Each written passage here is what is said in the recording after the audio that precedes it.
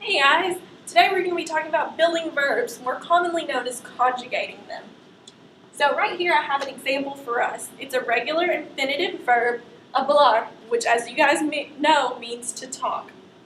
This AR in red is the infinitive ending.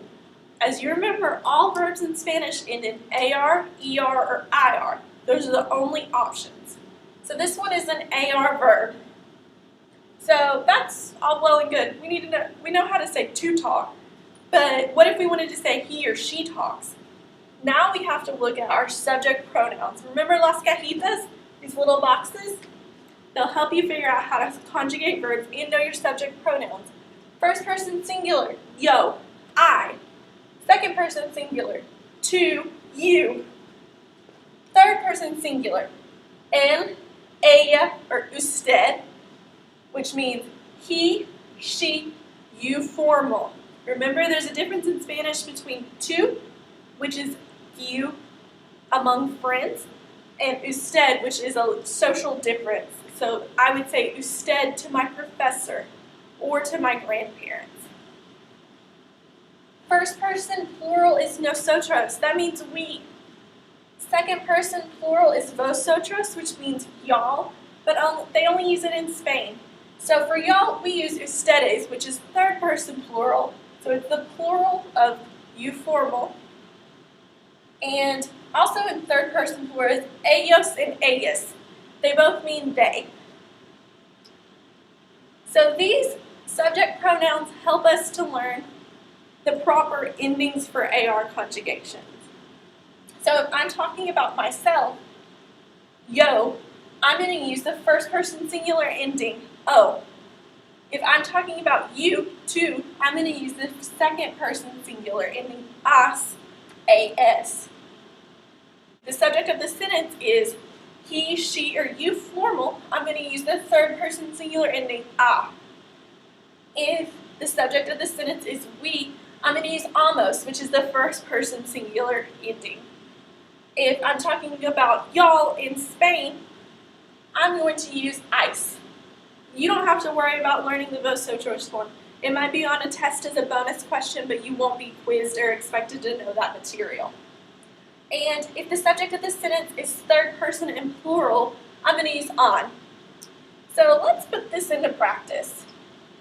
Okay. Here we have hablar, remember? So I want to say ustedes and some form of hablar. How do I say y'all talk? I know that I want to erase this, the infinitive ending, because I don't want to say you all to talk. That doesn't make any sense. So we go back to our subject pronouns. Ustedes is third person plural. What's the third person plural ending? On. So my sentence would be, ustedes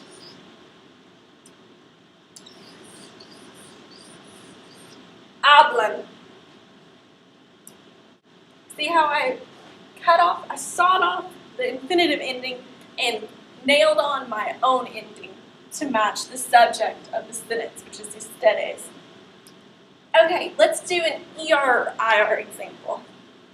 So the subject verbs, or the subject pronouns don't change, they remain the same. But the endings do, based on the ending of the verb, ER and IR. They're all the same except for the first person plural and second person plural, which we'll get to. So first person singular, yo, and the ending is still o. In second person singular, tu, the ending is s. Third person singular, e.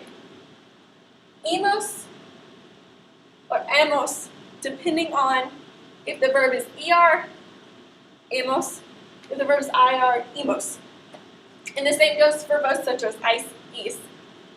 And then the third person plural, in. So let's do this in a sentence. She eats. I know that the verb I want to use is comer, because that's the verb for to eat. But I know that I can't use that, because I can't say she to eat. So, the subject pronoun that I want to use is she, which is ella. And then the appropriate ending for third person singular is e. Come. Ella come las papas fritas. She eats the French fries. So that's how you build a verb. If you have any questions, please feel free to ask me in class or send me an email. Also, I have another review video about the other topics that were covered in this unit and will be on the exam. Check it out. Thanks.